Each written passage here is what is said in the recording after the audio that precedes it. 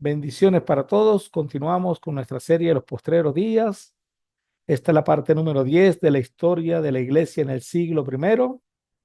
En la lección de hoy veremos la razón por la cual debemos estudiar la historia de la iglesia y comenzaremos a estudiar el primer viaje misionero del apóstol Pablo.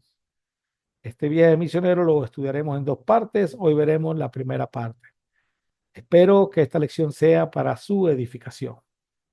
La historia de la iglesia es fascinante. Conociendo de ella, nos permite afianzarnos en la fe. La palabra de Dios es verdad, dice Juan capítulo 17, versículo 17. Los 66 libros que tenemos compilados en un solo cuerpo o tomo llamado Biblia es la palabra de Dios. El apóstol Pedro escribió: porque no os hemos dado a conocer el poder y la venida de nuestro Señor Jesucristo, siguiendo fábulas artificiosas, sino como habiendo visto con nuestros propios ojos su majestad. Pues cuando él recibió de Dios Padre honra y gloria, le fue enviada desde la magnífica gloria una voz que decía: este es mi Hijo amado, en el cual tengo complacencia. Y nosotros oímos esta voz enviada del cielo cuando estábamos con él en el monte santo. Segunda de Pedro 1, 16 al 18. Lo que Pedro escribió lo hizo en base a lo que vio y escuchó. El mismo apóstol Pedro dijo: tenemos también la palabra profética más segura, a la cual hacéis bien en estar atentos como a una antorcha que alumbra en lugar oscuro, hasta que el día esclarezca y el lucero de la mañana salga en vuestros corazones. Segunda de Pedro 1:19. También nos dijo que la palabra profética antes escrita era segura y confiable, pues profetizaban los que estaban y estamos viendo. Profetas que profetizaron de la gracia destinada a vosotros, inquirieron y diligentemente indagaron acerca de esta salvación, escudriñando qué persona y qué tiempo indicaba el Espíritu de Cristo que estaba en ellos, el cual anunciaba de antemano los sufrimientos de Cristo y las glorias que vendrían tras ellos.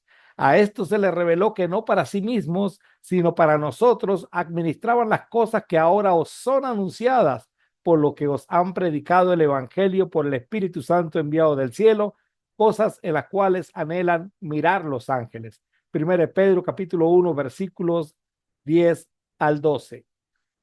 Los profetas del antiguo pacto profetizaron de la gracia destinada a nosotros, hermanos. Por eso esto es maravilloso, hermanos. Por eso estudiar la historia de la iglesia, estudiar la historia de estos hombres que vivieron, que indagaron, que escudriñaron y que profetizaron y predicaron el evangelio de nuestro Señor Jesús, para que usted y yo en este pleno siglo XXI podamos disfrutar de esa vida en Cristo Jesús. El apóstol Pedro continúa diciendo, entendiendo primero esto, que ninguna profecía de la Escritura es de interpretación privada, porque nunca la profecía fue traída por voluntad humana, sino que los santos hombres de Dios hablaron siendo inspirados por el Espíritu Santo. Segunda de Pedro 1, 20 al 21. Este texto, hermanos, debe ser bien entendido. Ninguna profecía de la Escritura es de interpretación privada. En este contexto, lo de interpretación privada no se refiere ni a usted ni a mí. Y aunque esa es una de las razones por las cuales hay tantas sectas religiosas, cosa que tratará el apóstol más adelante y también en esta lección, en esta oportunidad, Pedro mismo nos dará la razón de tal aseveración. Él dice que ninguna profecía de la Escritura es de interpretación privada, porque nunca la profecía fue traída por voluntad humana, sino que los santos hombres de Dios hablaron siendo inspirados por el Espíritu Santo. En pocas palabras, lo que los escritores bíblicos escribieron, lo que los profetas del Antiguo Testamento escribieron y lo que los escritores del Nuevo Testamento escribieron, y valga la redundancia, no fue de interpretación privada. No fue que ellos escribieron lo que a ellos les convenía. No fue que ellos escribieron lo que a ellos creían que debían de escribir. Ellos escribieron siendo inspirados por el Espíritu Santo de Dios. En ese sentido, es que el apóstol está diciendo que ninguna profecía de la Escritura es de interpretación privada. No es algo que ellos escribieron porque ellos quisieron hacerlo. Ellos lo escribieron siendo inspirados y guiados por el autor divino, el Espíritu Santo. 66 tomos fueron escritos durante aproximadamente 1500, 1600 años por cerca de 40 escritores, pero todos inspirados bajo una misma autoría, el Espíritu Santo de Dios. Por eso que Pablo en 2 Timoteo capítulo 3 versículos 15 al 16, sobre todo el 16, dice que toda la escritura es inspirada por Dios, inspirada por el Espíritu Santo, cual nos hace ver que el Espíritu Santo es Dios. Toda la escritura es inspirada por Dios y útil para enseñar, para redarguir, para corregir, con un propósito especial, a fin de que el hombre de Dios sea completo, sea perfecto, enteramente preparado para toda buena obra. ¿Y cómo lo logra el Señor? Por medio de la profecía, por medio de esos cerca de 40 escritores que escribieron bajo una autoría divina. La Biblia, hermanos, es confiable porque los hombres que la escribieron fueron inspirados por el Espíritu de Dios. He estudiado con gente que dice, no, yo no creo en la Biblia porque eso fue escrito por hombres. Por supuesto que fue escrito por hombres. La única palabra de Dios escrita con el dedo de Dios fue en aquellas piedras que él dio a Moisés y que Moisés destruyó. El resto después tuvo que hacerlo Moisés mismo y tuvieron que hacerlo estos escritores bíblicos, pero bajo una autoría, como vengo diciendo, inspirados por el Espíritu Santo, escrita por hombres, inspiradas por Dios. Por eso que la Biblia es confiable, porque los hombres que la escribieron fueron inspirados por el Espíritu de Dios. El mismo apóstol Pedro nos dijo que las cartas de Pablo eran parte de las escrituras de Dios. Y tened entendido que la paciencia de nuestro Señor es para salvación, como también nuestro amado hermano Pablo, según la sabiduría que le ha sido dada, os ha escrito casi en todas sus epístolas, hablando de ellas, de estas cosas, entre las cuales hay algunas difíciles de entender, las cuales los indoctos e inconstantes tuercen, como también las otras escrituras para su propia perdición. Según de Pedro capítulo 3, versículos 15 al 16.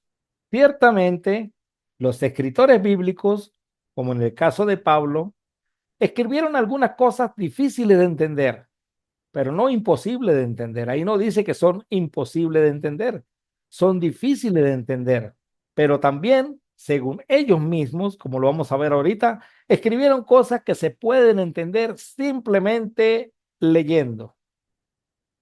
El apóstol Pablo escribió, tal como antes les escribí brevemente, Dios mismo me reveló su misterioso plan. Cuando lean esto que les escribo, entenderán la percepción que tengo de este plan acerca de Cristo. Efesios capítulo 3, versículos 3 al 4. Y este fue el proceso. El Espíritu Santo revelando, los hombres escribiendo, para que nosotros podamos simplemente leyendo entender la percepción que tenían los escritores bíblicos. En este caso, la percepción que tenía Pablo de ese plan acerca de Cristo. Cuando les llegara la carta allá a la iglesia en Éfeso, ellos iban a entender simplemente leyendo cuál era el plan, cuál era el misterio que Dios le reveló a Pablo y que Pablo escribió. Hay algunas cosas difíciles de entender, no son imposibles, pero la mayor parte de las escrituras, al menos lo concerniente al plan de salvación, es fácil de entender. Solamente hay que ponerle un poquito de ganas y pedirle a Dios sabiduría e inteligencia espiritual para que nos pueda ayudar a comprender lo que dice ahí la palabra de Dios. El apóstol dijo que hay algunas escrituras o parte de las escrituras difíciles de entender, las cuales los indoctos e inconstantes tuercen, como también las otras escrituras para su propia perdición, según de Pedro 3:15 al 16. Según el diccionario Vine, la palabra indocto es traducida de la palabra griega amates, que significa no instruido. Viene del prefijo a, que en griego es un privativo, y una forma derivada de mantano, que es aprender. O sea, en pocas palabras, un indocto es aquel que no quiere aprender, que no quiere ser instruido. Es una persona que no ha sido instruida en la palabra de Dios o que estudia la palabra de Dios, pero no para aprender lo que Dios requiere, sino con otros propósitos, tales como lucrarse de la misma, hacer mercadería del evangelio, como el mismo apóstol Pedro dice en 2 de Pedro capítulo 2 versículo 3, o tomar la piedad como fuente de ganancia. Eso lo escribe el mismo Pablo en 1 Timoteo capítulo 6 versículo 5. Entonces un indocto es una persona que no ha sido instruido, que no quiere aprender o que estudia la palabra de Dios, pero no con el propósito de Dios, no con el propósito que Dios dice, a fin de que el hombre de Dios sea perfecto, significa entero, íntegro, preparado para toda buena obra. O como dice el mismo Señor, que Dios quiere que todos los hombres sean salvos y vengan al conocimiento de la verdad. Entonces hay personas que tuercen las escrituras, tanto las del Antiguo Testamento como las del Nuevo Testamento, para su propia perdición. Son inconstantes, se dejan arrastrar por cualquier viento de doctrina, como dice el mismo apóstol Pablo a la iglesia de Éfeso, aquella que les traiga más dividendos. Lamentablemente, eso ha ocurrido en la historia de la iglesia, por eso es importante conocerla. Estos tuercen las escrituras, tanto las escritas por los profetas en el Antiguo Testamento, así como la de los escritores del Nuevo Testamento. Pero de no arrepentirse, esto traerá serias consecuencias, porque lo hacen, según Dios, para su propia perdición. La NTV lo traduce así: algunos de sus comentarios son difíciles de entender, y los que son ignorantes e inestables han tergiversado sus cartas para que signifiquen algo muy diferente, así como lo hacen con otras partes de la Escritura. Esto resultará en su propia destrucción, según de Pedro 3:16. Lamentablemente, es lo que ha ocurrido en el transcurso de la historia de la Iglesia, como lo dije anteriormente. Y la razón, mis queridos hermanos, de estos estudios es conocer la historia de la Iglesia del Señor Jesús. De esa manera, enraizarnos más en la fe que hemos conocido y presentársela a quienes no hayan tenido esa bendición. Mire, hermano, el hecho de que el Evangelio le haya llegado a usted en su pureza y que usted lo haya entendido y usted haya podido ir a las aguas del bautismo de la manera sencilla, según la sabiduría que Dios le ha dado, eso es misericordia de Dios. Y eso también es parte de la gracia de Dios, que en un mundo convulsionado por tantas religiones, el hecho de que usted conozca la palabra de Dios, eso es algo de agradecer a nuestro Dios. Pero usted no debe quedarse con esta información. Usted debe también propagarla. Usted debe decírsela a la gente que lo rodea, a su padre, a su madre, a sus hijos, a sus vecinos, a sus amigos. Debe decirles lo importante y lo esencial que es estudiar las escrituras, que deben leer, y si no entienden lo que leen, hacer como hizo el etíope cuando iba en aquella carreta a su tierra, Etiopía. Felipe se le acercó y le dijo: ¿entiendes lo que lees? Y el eunuco le dijo: no, si nadie me lo explica. Y Felipe, partiendo de esa escritura, le explicó el evangelio de Dios. Entonces es importante Es importante tener esa hambre y esa sed de justicia, esa hambre y esa sed de conocer, de querer conocer la palabra de nuestro Dios. Y créame que si alguien tiene el deseo de conocer la palabra de Dios, Dios va a poner en su camino un maestro, alguien que le explique la palabra de Dios de la manera más sencilla que pueda haber, para que la persona pueda entender el plan de nuestro Dios. Lamentablemente, hay gente que tergiversa las escrituras, las tuerce, y hay que estar pendiente con eso. Hechos 17:11 dice que cuando Pablo fue a predicar a una región de Berea, en uno de sus viajes, como lo vamos a estudiar más adelante, dice que estas personas eran más nobles que las que estaban en Tesalónica, porque escudriñaban las escrituras para ver si lo que Pablo les decía era correcto o no. Es un deber suyo, ya que usted tiene la oportunidad de tener la Biblia en un libro físico o en una aplicación en su celular o en su computadora, de revisar lo que los maestros, lo que las personas le digan para ver si estas cosas son así. Usted tiene el deber de revisar los estudios que yo le estoy dando a través de este canal de YouTube para ver si las cosas son realmente así. Y si usted ve que no hay algo que le cuadra, si usted ve que hay algo que no es así, entonces su deber es tal como lo hicieron Priscila y Aquila en Hechos capítulo 18 y en Hechos capítulo 19, de llamarme aparte, escribirme un correo aparte y decirme, mire, lo que usted está enseñando no es así por esto y por esto. Yo con muchísimo gusto, pues recibo cualquier corrección. El torcer las escrituras ha traído como consecuencia la predicación de doctrinas erradas. Unas contradicen claramente las escrituras, otras son enseñanzas disfrazadas que tienen algo de verdad. Hace 32 años, cuando estaba en mis inicios en la fe, me di a la tarea de conocer las doctrinas fundamentales de cada una de las sectas que han surgido del cristianismo. Estas surgieron motivadas a lo expuesto anteriormente. Mucha gente torciendo las escrituras. Con el tiempo, hermano, me di cuenta que aunque estudie 1000 mentiras, nunca conoceré la verdad. En cambio, conociendo la verdad, la única verdad de Dios, detectaré la mentira, porque la palabra de Dios es verdad. Y la única verdad de Dios está en las escrituras.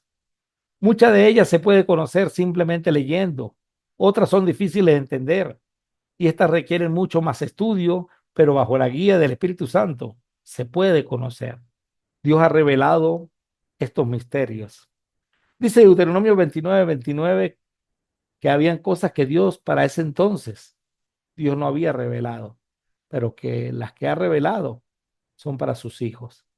Estamos hablando de en la época de Moisés.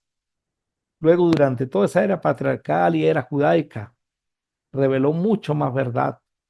Y en la era cristiana, mucha más verdad. Es más, reveló toda la verdad que Él quiere revelarnos para que nosotros podamos entender. ¿Dónde dice eso? En Juan capítulo 16, versículo 13. ¿Significa eso que en las escrituras tenemos toda la mente de Dios? No. Eso significa que en las escrituras tenemos toda la verdad que Dios ha querido revelar al hombre. Hay muchas cosas que Dios nos ha querido decir y que solamente conoceremos cuando le veamos cara a cara, pero las que están en ese tomo llamado Biblia, ahí está toda la verdad que Dios ha querido revelarle al hombre. Que si Dios ha revelado otras verdades aparte de lo que está escrito ahí, pues lo que está escrito ahí, Él es inspirado por el Espíritu Santo. Lo que han dicho hombres que Dios le ha revelado ha traído como consecuencia esta gran cantidad de sectas. Por lo tanto, no puede ser que Dios le revele a un profeta moderno una cosa que contradice sus escrituras y que luego le revele a otro profeta moderno otra cosa que contradice al primer profeta moderno y que contradice las escrituras. No, la Biblia dice que el Espíritu Santo iba a guiarnos a toda la verdad y yo le creo. En los 66 libros que tenemos, ahí tenemos toda la verdad que Dios ha querido revelar al hombre. Fuera de ahí, no hay verdad revelada. Fuera de ahí, todo lo que los hombres han dicho que Dios les ha revelado ha traído como consecuencia algo así parecido a la foto que tenemos en la gráfica. Una gran cantidad de denominaciones religiosas. Nuestro Señor dijo: me seréis testigos en Jerusalén, en toda Judea, en Samaria y hasta lo último de la tierra. Hechos capítulo 1, versículo 8. Y el apóstol Pablo dijo: si en verdad permanecéis fundados y firmes en la fe y sin moveros de la esperanza del evangelio que habéis oído, el cual se predica en toda la creación que está debajo del cielo, del cual yo, Pablo, fui hecho ministro. Colosenses 1:23. En la lección anterior estudiamos cuando Dios nominó a Pablo apóstol y lo hizo ministro para que trajera y llevara el evangelio a todo el mundo conocido.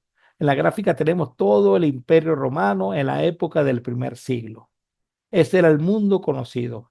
En la lección anterior estudiamos que ahí estaban el continente europeo, el continente de Asia y el continente africano. Todo eso que está ahí en rojo era lo que pertenecía al imperio romano. Y a todo eso Pablo predicó el evangelio de nuestro Señor Jesús. Y dice que si nosotros permanecemos fundados y firmes en la fe, sin movernos de la esperanza del evangelio que él ha predicado, seremos salvos.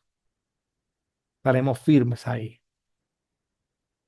¿Cómo se llegó a esto? ¿Cómo se llegó a la predicación del evangelio en el mundo conocido? Esto es lo que estudiaremos a partir de ahora, en esta lección y en las venideras. Pablo, luego de convertido al evangelio y pasados 3 años, se dirigió a Jerusalén.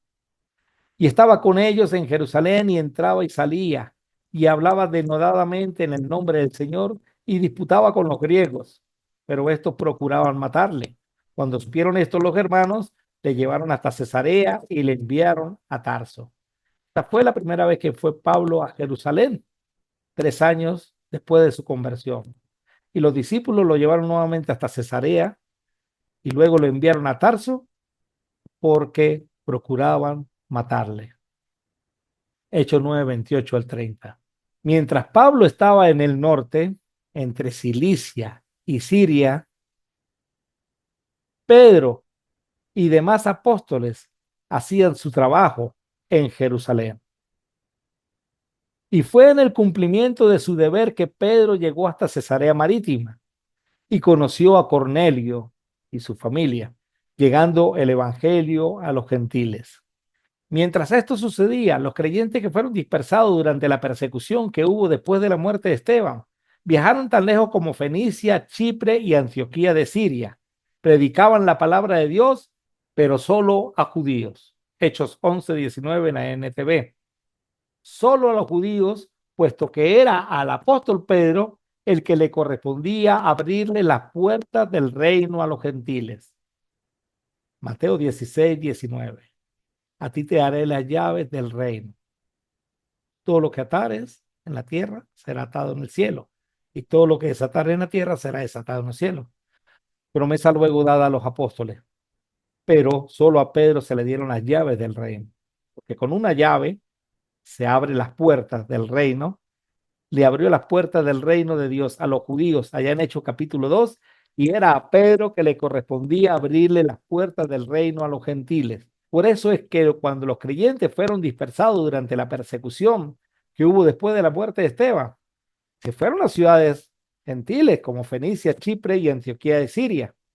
Fueron predicando la palabra de Dios, pero solo a los judíos. Todavía no había la autorización de enseñarle a los gentiles. Pero Pedro, haciendo su trabajo, se llegó hasta Cesarea Marítima, le predicó el evangelio al primer gentil y a su familia, a Cornelio y familia, y ellos se bautizaron. Hechos capítulo 10, algo que ya hemos estudiado. Ya viendo esto, pues ya se le abrió las puertas a los gentiles.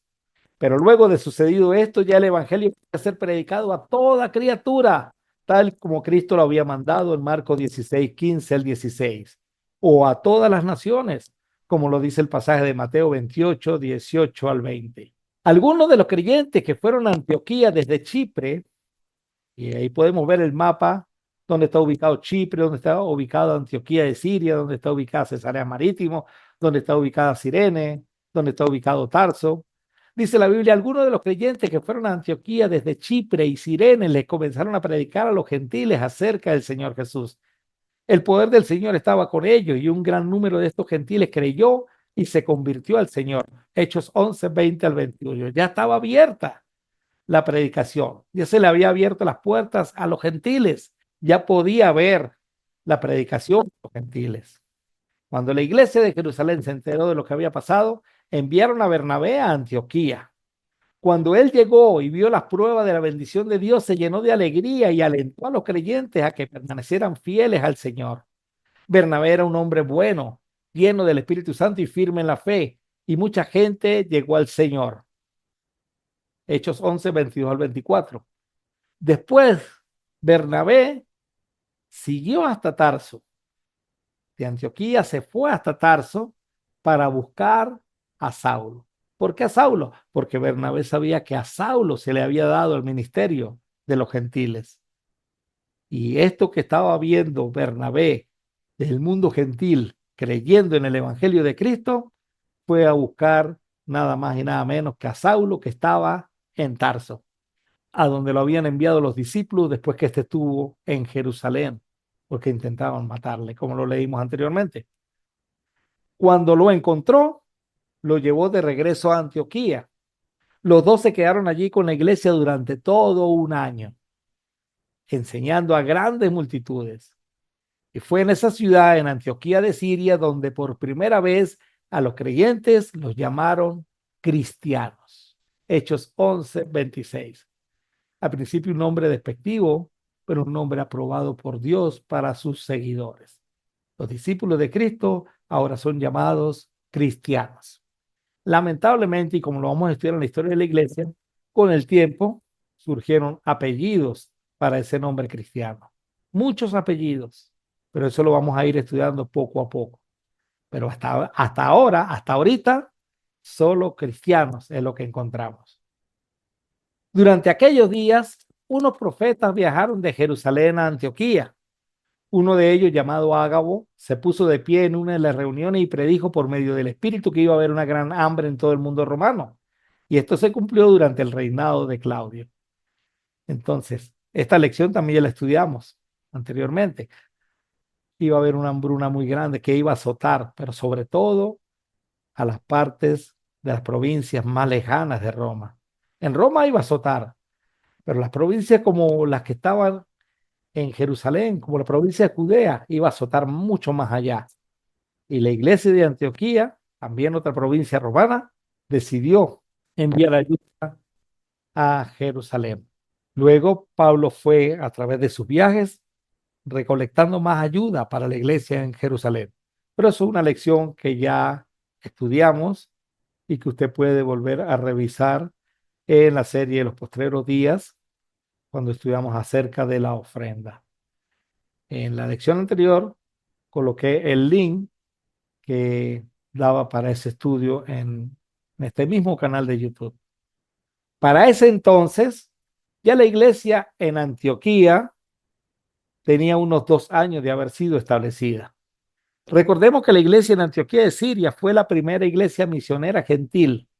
Se estima que la comunidad cristiana en Antioquía surgió alrededor del año 42 después de Cristo, impulsada por la llegada de Bernabé y Pablo, Hechos 11, 19 al 26. Cornelio se había convertido a Cristo entre el año 39 y 40 después de Cristo. Por supuesto que los que establecieron la iglesia en Antioquía fueron los que habían ido de Chipre y de Cirene, pero creció muchísimo más con la llegada, se impulsó muchísimo más con la llegada de Bernabé y Pablo. Había entonces en la iglesia que estaba en Antioquía profetas y maestros: Bernabé, Simón el que se llamaba Níger, Lucio de Cirene, Manaén el que se había criado junto con Herodes el tetrarca, y Saulo, Hechos 13:1. Esta congregación en Antioquía tenía apóstol, que era Saulo, tenían profetas, tenían maestros, tenían evangelistas y aún no tenían ancianos. Tenían 4 de los 5 ministerios que había constituido el Señor y del cual también hemos estudiado y están en Efesios capítulo 4, versículo 11 en adelante. Ministrando estos al Señor, y ayunando dijo el Espíritu Santo: apartadme a Bernabé y a Saulo para la obra que los he llamado. Entonces, habiendo ayunado y orado, les impusieron las manos y los despidieron. Hechos 13, 2 al 3.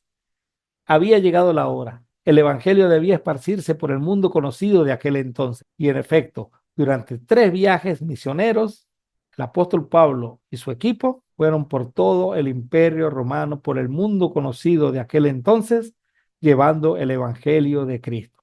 Y nosotros vamos a estudiar el primer viaje misionero del apóstol Pablo, llevado a cabo entre el año 47 al año 49 después de Cristo.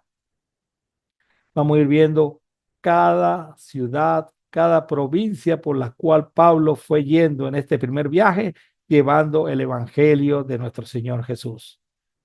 Ellos, Bernabé y Pablo, entonces, enviados por el Espíritu Santo, descendieron a Seleucia y de allí navegaron a Chipre.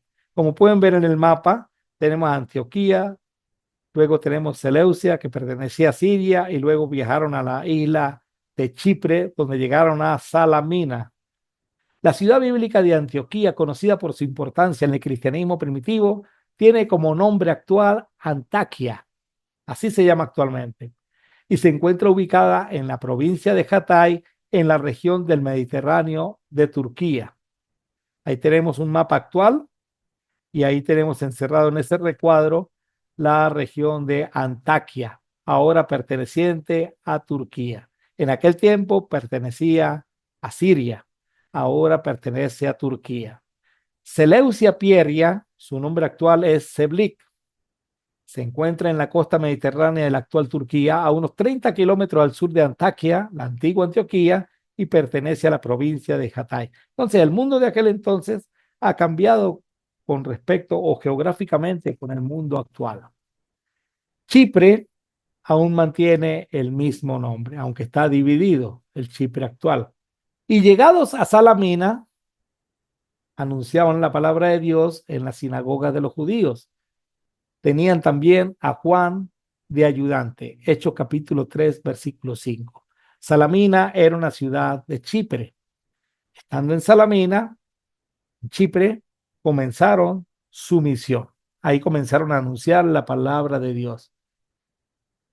Comenzaron a sembrar el mensaje del evangelio, primeramente, y como va a ser costumbre del apóstol y su equipo, en las sinagogas. Les acompañaba Juan, quien era su ayudante. Según el griego, la palabra ayudante es traducida de la palabra griego upéretes, que significa remero subordinado. En pocas palabras, era un aprendiz práctico. Era alguien que estaba aprendiendo, pero también estaba ayudando en el avance de lo que estos iban haciendo, cómo iban avanzando y llegando a otras ciudades. Este Juan, que menciona aquí Hechos 13:5, es el mismo Marcos, según Hechos capítulo 12, versículo 25. Y es el escritor del evangelio que lleva su nombre. Interesante, ¿verdad? Porque entonces tenemos al autor del evangelio de Marcos, que acompañó a Pablo y a Bernabé en este primer viaje misionero. Es probable que sea el que menciona Pablo en Colosenses 4:10, quien es identificado como sobrino de Bernabé. De esta manera conocemos un poquito más a Juan Marcos. Al igual que Pablo, Marcos tenía 2 nombres, Juan Marcos. Su nombre hebreo era Juan, que literalmente es Dios es misericordioso. Y su nombre griego era Marcos, que significa un gran martillo. Pablo lo llamó solamente por su nombre griego, según Colosenses 4:10, según Timoteo 4:11 y Filemón, versículo 24. Saulo era el nombre judío y Pablo era el nombre romano. Aunque en el transcurso del estudio también hay gente que dice que Pablo cambió su nombre por Sergio Paulo. Por eso lo vamos a ver un poquito más adelantico. Lucas lo presenta con sus 2 nombres a Juan Marcos, enfatizando primeramente el nombre judío Juan, el que tenía por sobrenombre Marcos. Hechos capítulo 12 y 25, y Hechos capítulo 15, versículo 37. Y también lo llamó sencillamente Juan en Hechos capítulo 13, versículo 5 y versículo 13. Los cristianos de Jerusalén se reunieron en la casa de su madre, María, para orar por Pedro cuando éste fue encarcelado, en Hechos capítulo 12. Pedro fue a la casa después de que fue liberado de la prisión, un indicio de que este era un lugar de reunión reconocido para los cristianos, Hechos 12:12. Entonces aquí conocemos más acerca de Juan Marcos, sobrino de Bernabé, pero también su madre, su padre, y ponían al servicio la casa para que los discípulos se reunieran. Entonces este hombre, Juan Marcos, era un hombre importante dentro dentro del cristianismo del primer siglo. Era Juperetes, era un ayudante, un aprendiz que iban ahora con Pablo y Bernabé llevando el mensaje del evangelio en este primer viaje. El apóstol Pedro habla de un Marcos y lo señala como hijo suyo. Dice: la iglesia que está en Babilonia, elegida juntamente con vosotros, y Marcos, mi hijo, os saludan. 1 Pedro 5:13. Si este es el nombre de uno de los hijos físicos de Pedro, entonces no se trata del mismo Juan Marcos del cual venimos hablando. Recordemos que Pedro era casado y Pedro como anciano tuvo hijos, y al parecer uno de esos hijos se llamaba Marcos. Pero este Marcos es probable que no sea el mismo Juan Marcos del cual venimos hablando. Ahora bien, si se trata del mismo Juan Marcos del que venimos hablando, entonces el señalamiento de Pedro es como hijo espiritual. Marco, mi hijo, como hijo espiritual. Y esto da la idea de que Pedro había sido responsable de la conversión de Marcos y que continuaba siendo un mentor espiritual para él. El hecho de que Marcos estaba con Pedro en este momento indica que hacia el final de la vida de Pedro, enmarcada entre los años 64 y 67 después de Cristo, Marcos haya escrito su evangelio, y de hecho los estudiosos atribuyen que fue escrito entre el año 60 y 70 después de Cristo. Entonces, cuando Pedro dice: la iglesia que está en Babilonia, elegida juntamente con vosotros, y Marcos, mi hijo, os saludan, puede referirse al hijo físico de Pedro llamado Marcos, o puede referirse a Juan Marcos, que no era hijo físico de Pedro, pero era un hijo espiritual de Pedro. La evidencia extrabíblica también confirma una relación muy especial entre Marcos y Pedro. Ireneo dijo que Marcos era el discípulo e intérprete de Pedro. En su libro Ireneo contra las herejías, libro 3, capítulo 1, versículo 1. Este Marcos dice que fue el primero en ser enviado a Egipto y que allí predicó el evangelio que él había puesto por escrito, y fundó iglesias comenzando por la misma Alejandría. Historia eclesiástica de Eusebio Cesarea, libro 2, capítulo 16, versículo 1. Apolos también es otro personaje que venía de Alejandría, y lo vamos a encontrar en otro viaje misionero del apóstol Pablo. Tal vez Apolos y Marcos se encontraron. Esto es interesante, parte de la historia de la iglesia. La tradición cristiana sostiene que Marcos, el autor del Evangelio de Marcos, murió mártir en Alejandría, Egipto, alrededor del año 70 después de Cristo. Entonces tenemos que, según la tradición, la iglesia en Alejandría fue establecida en esa misma década de los 60, en el primer siglo. Esta ciudad también va a ser sumamente importante en la historia de la iglesia, junto con Antioquía, junto con Jerusalén, y luego vamos a ir avanzando con otras ciudades. Este Juan Marcos, que en sus inicios fue ayudante, aprendiz de Saulo y Bernabé, al final de su vida resultó ser un gran hombre de Dios, como lo dijimos anteriormente. Continuamos con el relato del libro de Hechos. Dice que habiendo atravesado toda la isla de Chipres, ahora llegaron hasta la ciudad de Pafos, como lo vemos en el mapa, atravesaron toda la isla de Chipre. La ciudad de Salamina, en la isla de Chipre del siglo I, no tiene un nombre actual exacto, ya que fue abandonado durante la conquista árabe del año 648 después de Cristo. Sin embargo, hay un lugar en la actualidad que está relacionado con la antigua Salamina. Se llama Arsinoe Gasimagusa. Los habitantes de Salamina se desplazaron a esta ciudad cercana tras la destrucción de su ciudad original.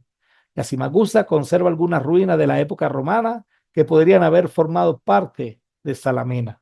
La Pafos, a la cual ellos llegaron, del siglo I, está ubicada en el mismo sitio que el actual Pafos en Chipre.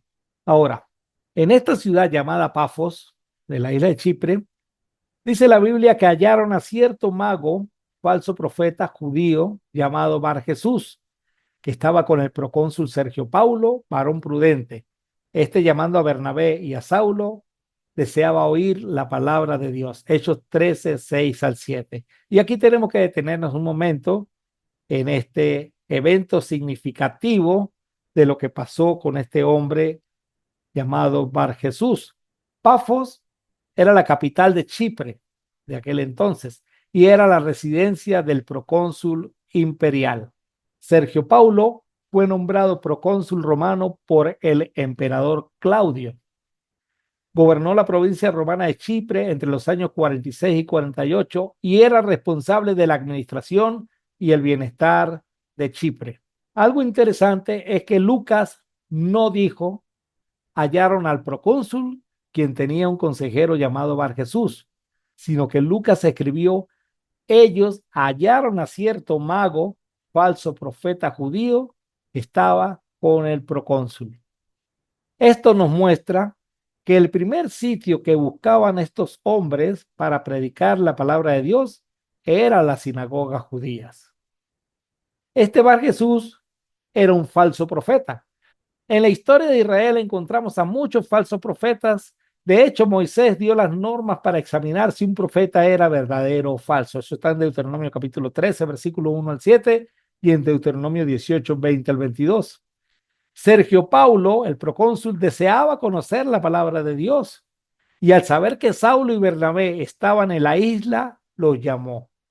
Recordemos que Bernabé era de Chipre, pero le resistía Elimas, el mago, pues así se traduce su nombre, procurando apartar de la fe al procónsul. Hechos 13, 8. Este hombre, aparte de ser reconocido como falso profeta, también practicaba la magia. El Antiguo Testamento se opuso a la brujería, pero los hacedores de milagros judíos aún existían. Puede corroborarlo en Mateo 12, 27 y en Hechos 19, 13. Simón el mago, en Hechos 8, ejercía la magia en aquella ciudad y había engañado a la gente de Samaria haciéndose pasar por algún grande, Hechos 8, 9. Por lo que no era de extrañar encontrar a este tipo de personas entre los judíos o entre los samaritanos. Este hombre, Elimás o Bar Jesús, quien sabía quiénes eran los discípulos de Cristo, como consejero del procónsul se resistía a que la verdad de Dios, que el evangelio de Cristo llegara hasta este alto funcionario romano, por lo que buscaba la manera de que estos no tuvieran contacto. Dice la Biblia que procurando apartar de la fe al procónsul.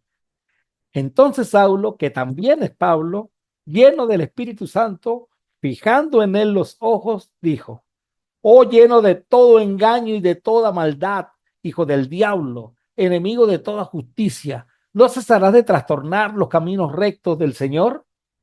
Hechos 13, 9 al 10. Es la primera vez que vemos el celo del apóstol Pablo en acción. Hay quienes dicen que el nombre Pablo fue adoptado por Saulo a raíz de este evento. Lucas enfatiza que Pablo actuó lleno del Espíritu Santo y mirándole a los ojos le dijo unas palabras que se sitúan entre las más fuertes de las contenidas en el Nuevo Testamento. Bar Jesús significa literalmente hijos de Jesús, Josué. Lo que en efecto Saulo dijo fue lo siguiente: puede ser que pienses que eres hijo de Josué, pero en realidad eres hijo del diablo. Fuerte, ¿no? El Señor Jesús había utilizado palabras similares. Vosotros sois de vuestro padre el diablo y los deseos de vuestro padre queréis hacer. Él ha sido homicida desde el principio y no ha permanecido en la verdad porque no hay verdad en él. Cuando habla mentira, de suyo habla porque es mentiroso y padre de mentira. Juan 8, 44. Elimas o Bar Jesús era hijo del diablo porque se resistía a la verdad del evangelio, porque queriendo o sin querer queriendo, deseaba hacer la obra del diablo, porque era un mentiroso, un detractor de la verdad de Dios, lleno de todo engaño y de toda maldad, enemigo de toda justicia, le dijo el apóstol Pablo. Y lamentablemente, así son muchos hoy día. Ahora pues, he aquí la mano del Señor está contra ti. y serás ciego, y no verás el sol por algún tiempo. E inmediatamente cayeron sobre él oscuridad y tinieblas, y andando alrededor buscaba a quien le condujese de la mano. Hechos 13:11. En Gálatas capítulo 1, versículos 6 al 10, el apóstol Pablo nos habla o escribe acerca de todo aquel que predica un evangelio diferente. Y esto también es resistirse, esto también es apartarse y aparta a otros del camino del Señor. Las consecuencias las expresa claramente el apóstol. Si alguno os predica diferente evangelio del que habéis recibido, sea anatema. Gálatas 1:9. Pablo sentenció a Bar Jesús de manera temporal. Es probable que sea para darle otra oportunidad de hacer las cosas bien. El mismo Saulo había sido enceguecido temporalmente y Saulo la aprovechó. Entonces el procónsul, viendo lo que había sucedido, creyó, maravillado de la doctrina del Señor. Hechos 13:12. El asombro del oficial no fue por el milagro, sino por la doctrina del Señor. Se maravilló de la doctrina del Señor. El Evangelio era y es el poder de Dios para la salvación. Romanos 1:16. ¿Se convertiría en cristiano el procónsul? Es probable que sí. El término creyó a menudo se usa en el libro de Hechos para referirse al proceso completo de la conversión, incluyendo el bautismo. Pero lo que a Lucas le concernía, la significativa lección que la ocasión enseñaba, era que las fuerzas del mal podían ser enfrentadas y vencidas. La conversión de Sergio Paulo fue un evento significativo para el cristianismo primitivo, ya que representó la conversión de un alto funcionario romano. Esto demostró que el mensaje de Cristo podía llegar a personas de todas las clases sociales. Comenzaba el cumplimiento de la tarea encomendada al apóstol de los gentiles. Pero el Señor le dijo, ve porque Él es mi instrumento elegido para llevar mi mensaje a los gentiles y a reyes, como también al pueblo de Israel. Hechos 9:15 NTV. Por ahora, dejemos al apóstol Pablo en la ciudad de Pafos, en la isla de Chipre. En esta lección hemos estudiado la primera parte del primer viaje misionero del apóstol Pablo. Comenzó en Antioquía de Siria, se desplazó hacia Seleucia, 25 kilómetros, luego se trasladó en barco hasta la isla de Chipre, llegando a la ciudad de Salamina, 112 kilómetros, atravesó toda la isla hasta llegar a la ciudad de Pafos, 144 kilómetros. Hasta ahora el recorrido es de 281 kilómetros. Esta es la parte número 10 de la historia de la iglesia en el siglo I, razón por la cual debemos estudiar la historia de la iglesia y la primera parte del primer viaje misionero del apóstol Pablo. Nos veremos en una próxima oportunidad, si Dios así lo permite. Bendiciones para todos.